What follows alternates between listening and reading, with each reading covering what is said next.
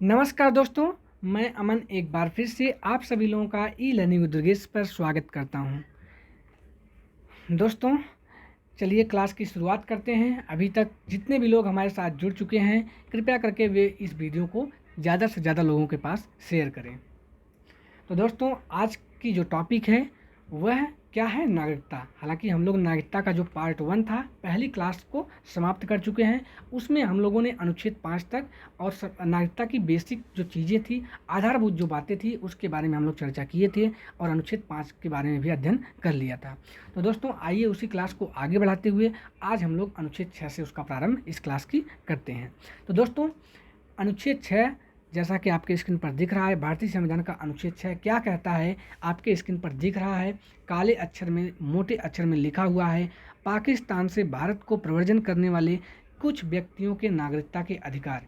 पहले इसकी जो हेडिंग है एक तरह से, उसको आइए हम देखते हैं कि क्या कहना चाहती है ये हेडिंग। उसके बाद भारतीय संविधान के अनुच्छेद 6 में क्या प्रावधान हो रखे हैं नागरिकता से संबंधित, उसके बारे में हम लोग देखेंगे। तो पहले आइए हम इसको देखते हैं, इसका शाब्दिक अर्थ एक तरह से समझते हैं। पहली बात, पाकिस्तान से, ऐसा लिखा है स्क्रीन पर, पाकिस्तान से। कहाँ से? पाकिस्तान से। ध्यान रखिएगा, कहाँ से? पाकिस्तान से। भारत को मतलब पाकिस्तान से भारत को, मतलब पाकिस्तान से कोई आ रहा है भारत। प्रवर्जन, प्रवर्जन का मतलब है जैसे वहाँ से प्रवास करके यहाँ आ रहे हैं। पाकिस्तान से आ रहे हैं, कहाँ पे? भारत में आ रहे हैं। इस बात को आप लोग ध्यान ध्यान रखिएगा। अनुच्छेद 6, अनुच्छेद 7, इसमें कन्फ्यूजन होता है। कन्फ्यूजन आपका दूर हो जाएगा यदि आप बातों को ध्यान से सुनेंगे। पाकिस्तान से, कहाँ से? पाकिस्तान से। भारत को मतलब भारत में। प्रवर्जन मतलब प्रवास, मतलब पाकिस्तान की से कुछ लोग प्रवास करके भारत में आ रहे हैं। प्रवर्जन करने वाले कुछ व्यक्तियों, मतलब जो प्रवर्जन करेंगे नागरिकता के अधिकार, मतलब पाकिस्तान से जो व्यक्ति भारत प्रवास करके आएंगे उनके लिए नागरिकता के क्या अधिकार होंगे, क्या प्रावधान है संविधान में, वही अनुच्छेद 6 पूरी तरह से स्पष्ट रूप में बताता है। दोस्तों, इस बात को आप लोग ध्यान रखिएगा। पाकिस्तान से भारत आने वाले व्यक्तियों के नागरिकता संबंधी अधिकार। आइए इसको समझते हैं।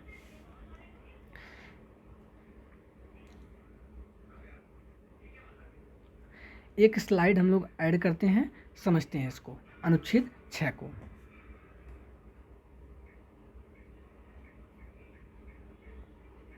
अनुच्छेद 6 को आइए समझते हैं। दोस्तों, आपको बता दें कि 19 जुलाई 1948 से पहले, ध्यान रखिएगा, कब से? 19 जुलाई, ये तिथि आप लोग याद रखिएगा, बहुत ही महत्वपूर्ण है अनुच्छेद 6 की ये तिथि। 19 जुलाई 1948, 19 जुलाई 1948।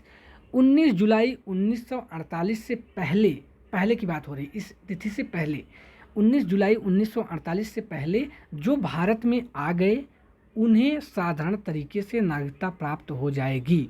लेकिन जो 19 जुलाई 1948 से बाद, मतलब 19 जुलाई 1948 के बाद आए, उन्हें रजिस्ट्रेशन कराने से पहले 6 माह तक भारत में रहना पड़ेगा।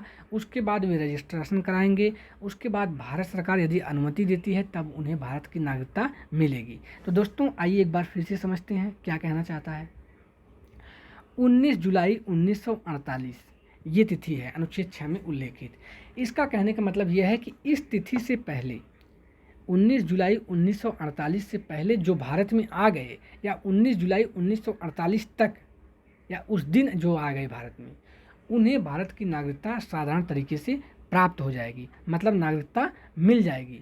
लेकिन इस तिथि के बाद जो भारत में आएंगे, 19 जुलाई 1948 के बाद जो भारत में आएंगे, उन्हें पहले भारत में रजिस्ट्रेशन जिस दिन कराएंगे, नागरिकता लेने के लिए रजिस्ट्रेशन कराना पड़ता है। वे नागरिकता लेने के लिए यदि इस तिथि के बाद आए हैं तो उन्हें नागरिकता लेने के लिए क्या करना पड़ेगा, इसको ध्यान दीजिए। पहले तो वे रजिस्ट्रेशन कराएंगे, और रजिस्ट्रेशन कराने से पहले एक शर्त होनी चाहिए, क्या? कि वे 6 माह से भारत में रह रहे हों। कितने दिन से? 6 माह से। यदि वे रजिस्ट्रेशन कराने से पहले 6 माह से भारत में रह रहे हैं, तब वे जाकर क्या करेंगे? रजिस्ट्रेशन कराएंगे। दोस्तों, क्या कराएंगे? रजिस्ट्रेशन। उसके बाद भारत सरकार इन्हें नागरिकता दे सकती है। रजिस्ट्रेशन कराएंगे 6 माह बाद, पहले 6 माह भारत में रहेंगे, तब क्या करेंगे? रजिस्ट्रेशन कराएंगे, तब भारत सरकार उन्हें क्या कर सकती है, नागरिकता दे सकती है। यदि वे पहले आ गए हैं स्थिति से तो उन्हें नागरिकता साधारण तरीके से प्राप्त हो जाएगी। ये अनुच्छेद 6 कहता है। तो यही अनुच्छेद 6 में पूरी तरह से स्पष्ट रूप में इतनी बातें लिखी हैं। आइए अब हम अनुच्छेद 7 के बारे में देखते हैं।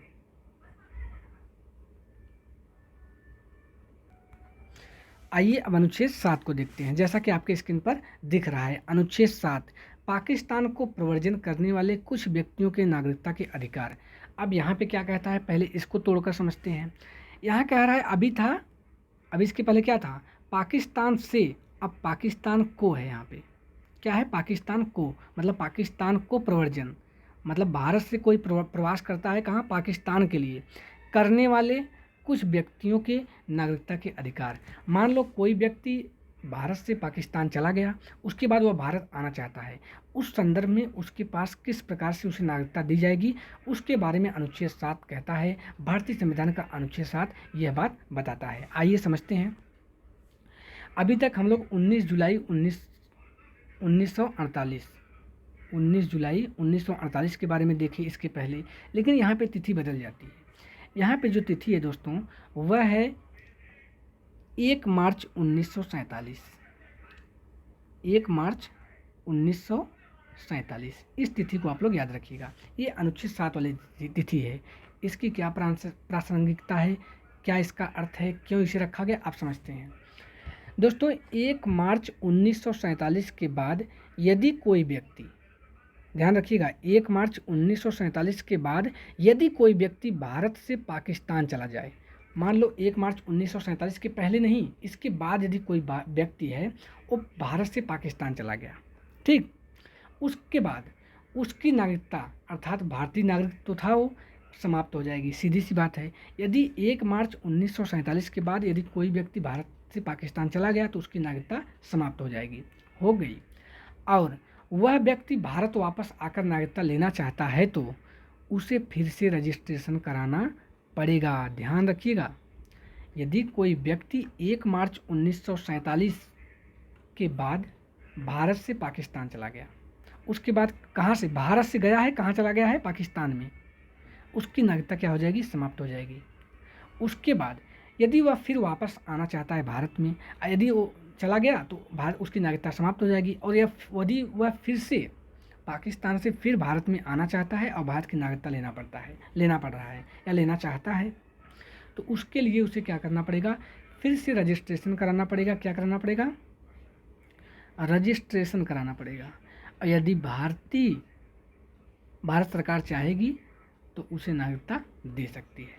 ध्यान रखिएगा, रजिस्ट्रेशन कराना पड़ेगा। तो ये अनुच्छेद 7 में ये बात स्पष्ट रूप से लिखी गई है कि कोई व्यक्ति 1 मार्च 1947 के बाद भारत से पाकिस्तान चला गया तो उसकी नागरिकता समाप्त हो गई, फिर वह भारत में आकर नागरिकता लेना चाहता है तो उसे रजिस्ट्रेशन कराना पड़ेगा। यह तिथि काफ़ी महत्वपूर्ण हो जाती है दोस्तों, इस बात को आप लोग ध्यान रखिएगा। आइए अब हम आगे चलते हैं। तो चलिए दोस्तों, अब हम लोग देखते हैं अनुच्छेद 8 को। अनुच्छेद 8 जैसा कि आपके स्क्रीन पर दिख रहा है। अनुच्छेद 8 भारत के बाहर रहने वाले भारतीय उद्भव के कुछ व्यक्तियों के नागरिकता के अधिकार।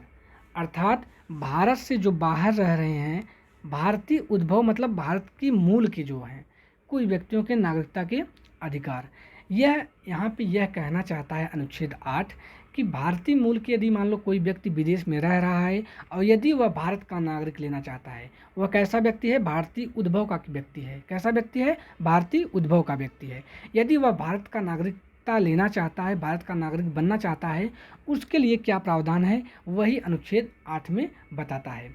तो दोस्तों याद रखिएगा कि भारतीय मूल के लोग, भारतीय मूल या भारतीय उद्भव के जो लोग हैं के लोग यदि भारत की नागरिकता लेना चाहते हैं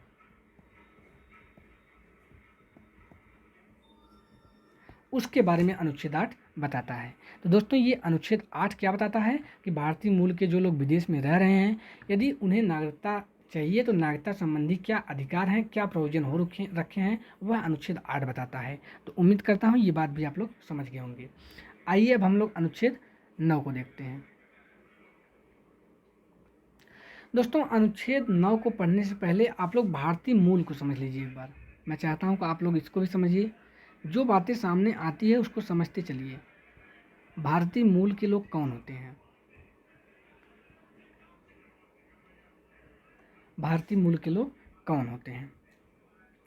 यदि किसी भी व्यक्ति के माता या पिता, दादा या दादी आदि में से कोई भी भारत का नागरिक रहा हो, नाना नानी भी हो सकते हैं। यदि किसी भी व्यक्ति का, कोई व्यक्ति जो विदेश में रह रहा है, उसके माता या पिता दोनों या दोनों में से कोई एक, या उसके दादा या दादी दोनों या दोनों में से कोई एक, नाना या नानी, इनमें से कोई भी एक व्यक्ति यदि भारत का नागरिक रहा हो तो वह भारतीय मूल का कहलाएगा। क्या कहलाएगा? माता या पिता, दादा या दादी, नाना या नानी, इनमें से कोई भी एक जो है यदि भारत का नागरिक रहा हो कभी, और मतलब इसके वंशज, मतलब जो व्यक्ति विदेश में रह रहा है यदि उसके कोई वंशज जो हैं भारत के नागरिक रहे हैं, तो उसे क्या कहा जाएगा कि भारतीय मूल के व्यक्ति हैं। ये उम्मीद करता हूँ क्लियर हो गया होगा। आइए अब हम आगे बढ़ते हैं। तो चलिए अब हम चलते हैं अनुच्छेद 9 की तरफ। अनुच्छेद 9 जैसा कि आपके स्क्रीन पर दिख रहा है दोस्तों, विदेशी राज्य की नागरिकता स्वेच्छा से अर्जित करने वाले व्यक्तियों का नागरिक न होना, ऐसा अनुच्छेद 9 कह रहा है। भारतीय संविधान का अनुच्छेद 9 कह रहा है। आइए इसके बारे में अब हम लोग देखते हैं। पहली बात, विदेशी राज्य। विदेशी राज्य से तात्पर्य है किसी दूसरे देश की। विदेशी राज्य की मतलब किसी दूसरे देश की नागरिकता स्वेच्छा से, मतलब अपनी इच्छा से अर्जित करना, मतलब लेना, नागरिकता लेना, स्वीकार करना, करने वाले व्यक्ति, मतलब जो नागरिकता लेगा, का नागरिक न होना। मतलब यह कह रहा है दोस्तों कि कोई भी व्यक्ति है जो भारतीय नागरिक तो था, लेकिन वह जाकर दूसरे देश में अपने, मतलब विदेशी राज्य दूसरे देश में जाकर उस देश की नागरिकता अपनी इच्छा से ले ली हो, ऐसे व्यक्तियों का भारत का नागरिक न होना, मतलब वे भारत के नागरिक नहीं रह जाएंगे। यही बात अनुच्छेद 9 कहता है। आइए अब इसको हम लोग समझते हैं। अनुच्छेद 9 दोस्तों यह कहता है कि भारतीय, यदि कोई भी भारत का नागरिक किसी भी दूसरे देश की नागरिकता स्वेच्छा से ग्रहण कर लेता है या प्राप्त कर लेता है, तो उसकी भारत की नागरिकता स्वतः समाप्त हो जाएगी। इसका अर्थ यह हुआ कि मान लो कोई व्यक्ति है, वह भारत का नागरिक है, वह विदेश में, किसी भी देश में, मान लो अमेरिका में ही चला गया, उसके बाद वह अमेरिका में जाकर अपनी इच्छा अनुसार अमेरिका की नागरिकता प्राप्त कर लेता है, अपनी इच्छा से, स्वेच्छा से, अपनी इच्छा से अमेरिका की नागरिकता ग्रहण कर लेता है। वो जैसे ही अमेरिका की नागरिकता ग्रहण करेगा, उसकी जो भारत वाली नागरिकता थी वह स्वतः समाप्त हो जाएगी। स्वतः मतलब अपने आप से समाप्त मानी जाएगी। इस बात को आप लोग याद रखिएगा, स्वतः समाप्त हो जाएगी क्या? भारतीय नागरिकता।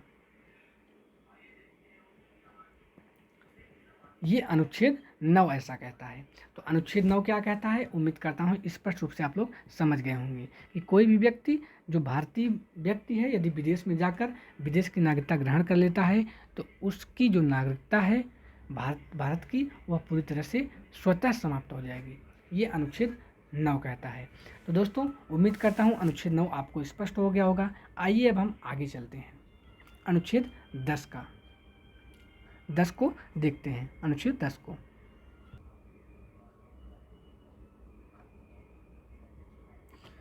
तो अनुच्छेद 10 आपके स्क्रीन पर दिख रहा होगा।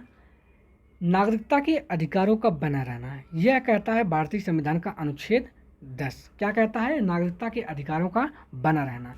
इसका तात्पर्य यह हुआ दोस्तों, आप लोग जानते हैं कि भारत के जो नागरिक हैं उनके नागरिकता संबंधी जो अधिकार उन्हें दिए गए हैं, ठीक, जो भारत के नागरिक हैं उन्हें नागरिकता संबंधी जितने भी अधिकार दिए गए हैं वे अधिकार सभी हमेशा बने रहेंगे। कब तक?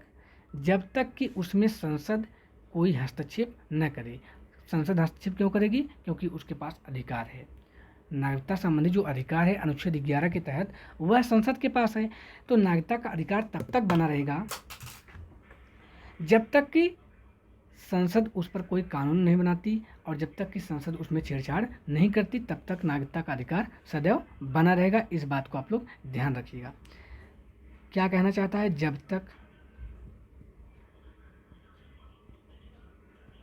जब तक संसद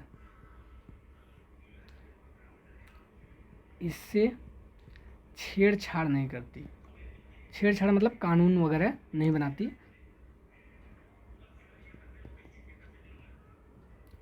तब तक जो नागरिकों के अधिकार हैं, जो नागरिक अधिकार हैं भारत में, वे तब तक सदैव बने रहेंगे।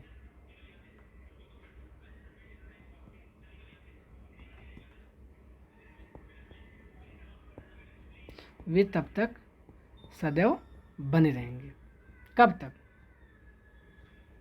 कब तक? जब तक कि संसद उसमें छेड़छाड़ न करे। इसका कहने का मतलब यही है कि नागरिकता के जो अधिकार संबंधी हमारे संविधान में प्रावधान है, जो भी कानून वगैरह बना के हमारे पास अधिकार दिए गए हैं, वे अधिकार तब तक बने रहेंगे जब तक कि संसद उससे छेड़छाड़ न करे। वे हमेशा बने रहेंगे, कोई और उससे छेड़छाड़ नहीं कर सकता, क्योंकि नागरिकता संबंधी जो अधिकार है वे अनुच्छेद 11 में दिया गया है संसद को। आइए अब अनुच्छेद 11 की तरफ चलते हैं। उम्मीद करता हूँ यहाँ तक समझ में आ गया होगा। तो दोस्तों, जैसा कि आपके स्क्रीन पर अनुच्छेद 11 दिख रहा है, आइए अब हम अनुच्छेद 11 के बारे में जानते हैं कि अनुच्छेद 11 क्या कहता है। संसद द्वारा नागरिकता के अधिकारों का विधि द्वारा विनियमन किया जाना, ये अनुच्छेद 11 कह रहा है। क्या कह रहा है? अनुच्छेद 11 ये बात कह रहा है। क्या कह रहा है? संसद द्वारा नागरिकता के अधिकारों का विधि द्वारा विनियमन किया जाना। किसके द्वारा? संसद द्वारा नागरिकता के अधिकारों का विधि द्वारा विनियमन किया जाना। अब इसको समझिए, ये कह रहा है कि संसद के द्वारा नागरिकता के अधिकारों में विधि के द्वारा हम परिवर्तन कर सकते हैं। ये बात अनुच्छेद 11 कह रहा है। भारतीय संविधान का अनुच्छेद 11 यही कह रहा है कि नागरिकता संबंधी जितने भी प्रावधान हैं उसमें यदि किसी प्रकार का संशोधन करना हो तो विधि के द्वारा संसद क्या कर सकती है? उसमें संशोधन कर सकती है। अर्थात आइए समझते हैं, नागरिकता संबंधी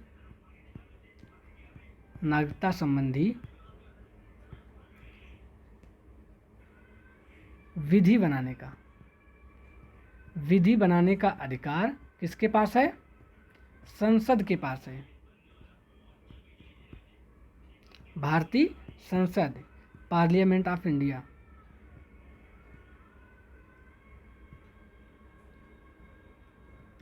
भारतीय संसद के पास है। राज्यों के पास इसके पास अधिकार नहीं है, क्योंकि संघ सूची का विषय है, जैसा कि हम लोग पढ़ चुके हैं। और ये अधिकार कहाँ पे उल्लिखित है? अनुच्छेद 11 में। क्या कह रहा है कि नागरिकता संबंधी विधि बनाने का जो अधिकार है वो भारतीय संसद के पास है। अनुच्छेद 11 में ये बात स्पष्ट रूप से लिखी गई है। ये हुई अनुच्छेद 11 की पहली बात। आइए अब हम इसकी दूसरी बात को समझते हैं।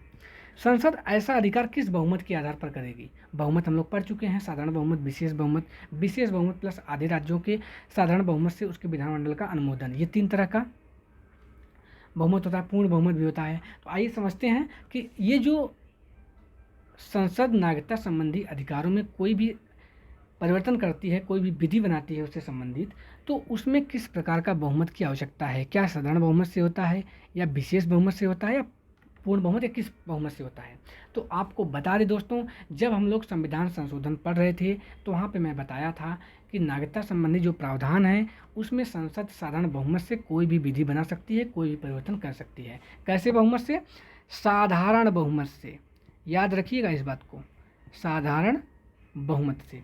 अब साधारण बहुमत क्या है? उपस्थित एवं मतदान करने वाले सदस्यों के उपस्थित एवं मतदान करने वाले कुल सदस्यों के, सदन में जो मतलब सदन में जिस सदन की में साधारण बहुमत की आवश्यकता होगी, उस सदन में उपस्थित एवं मतदान करने वाले कुल सदस्यों के आधे से अधिक की संख्या, 50% +1, आधे से अधिक की संख्या को हम क्या कहते हैं, साधारण बहुमत कहते हैं।